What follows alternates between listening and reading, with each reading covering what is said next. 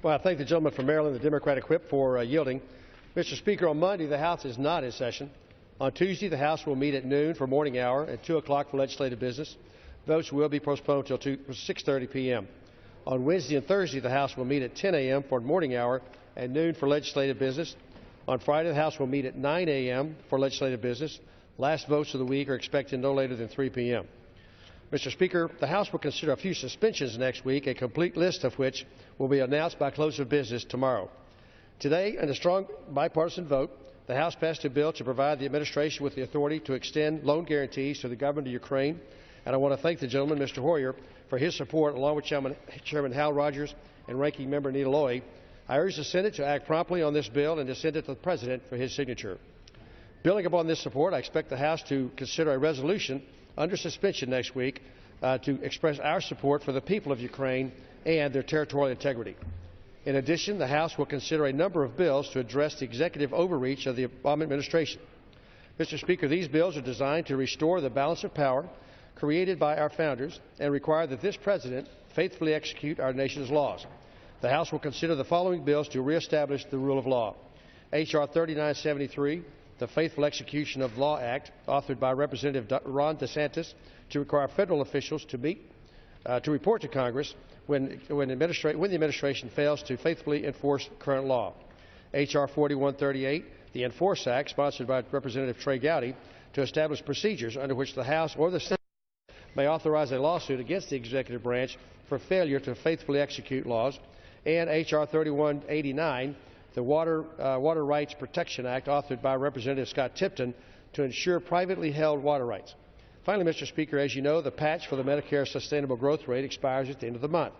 For this reason, I expect the House to consider H.R. 4015, the SGR Repeal and Medicare Provider Payment Modernization Act of 2014, sponsored by Representative Michael Burgess, next week.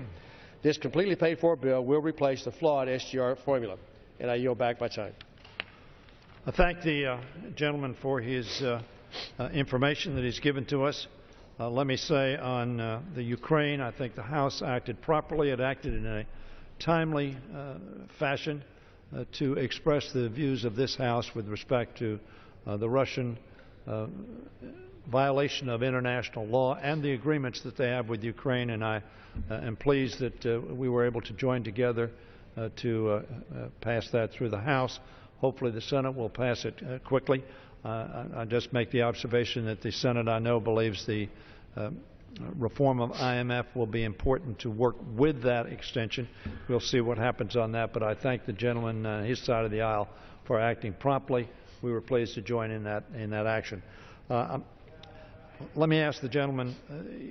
The gentleman mentioned, as we know, that by March 31st, the authorization for the sustainable growth rate payment will expire, and the payment to physicians for Medicare services will be substantially reduced under present law. There is I think, a strong feeling by many of us that this needs to be fixed permanently, and it needs to be paid for. It's my understanding that the Bill 4015, an agreement on the SGR payment policy, as the gentleman knows, does not have a pay-for in it.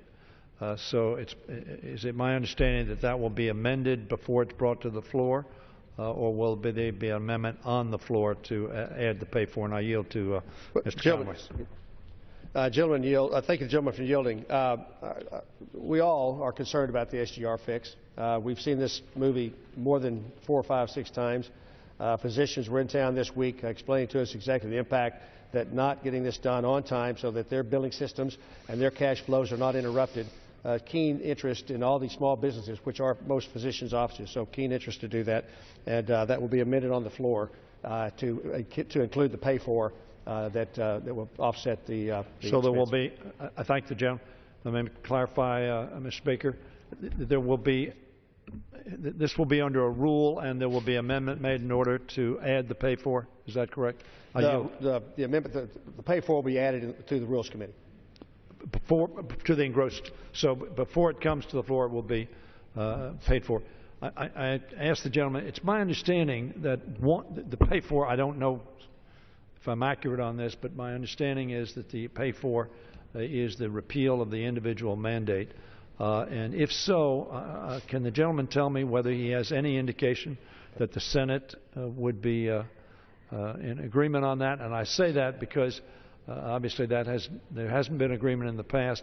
And if we use that as a pay for, it seems to me it puts at risk meeting the March 31st deadline, and I yield to my friend. Well, thank the gentleman for yielding.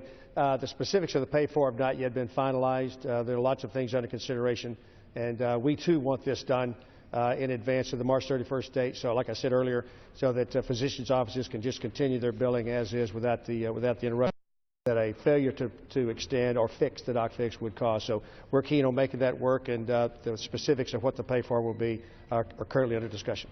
I thank the gentleman. I would simply say, Mr. Speaker, that I'm hopeful in light of the fact that the bill itself is a bipartisan, or at least the two committees have agreed on it, and I think there's general agreement on the fix for the SGR, but the pay-fors have been contentious. I would hope that as the bill has been a product of agreement, that the pay-for, which is essential, would also be a product of that. So I would hope that we would see a bill come to the floor that does have the agreement of both sides of the aisle, so that we can, as the gentleman points out, and we fully agree, ensure that the SGR is fixed and put on a sustainable path for our Medicare and for the provider community prior to March 31st. So I would hope that that could happen. Next, I don't know whether the gentleman's watched the colloquies in the past, but the Majority Leader and I have had an ongoing discussion about immigration reform. Both of us believe the immigration system is broken. Both of us believe it needs to be fixed. Can the gentleman tell me whether there is any likelihood of an immigration bill coming to the floor anytime soon? Again, we have a relatively short period of time left to go, and we believe this legislation is one of the most important pieces that are pending on the agenda, and I would be, as I told the Majority Leader, very inclined to try to work with the majority on behalf of the minority, and I know the minority would be, to see that we can get an immigration reform bill that we could both agree on passed as soon as possible. I yield to my friend. Thank you for yielding. There's nothing, of course, scheduled for next week, and I would tell the gentleman, the minority whip, that beyond that, I'm not aware of any further scheduling, other than I know it's not next week. I thank the gentleman. I hope if it's not next week, it will be soon. And I thank the gentleman for his information, and I yield back the balance of my time. Yields back.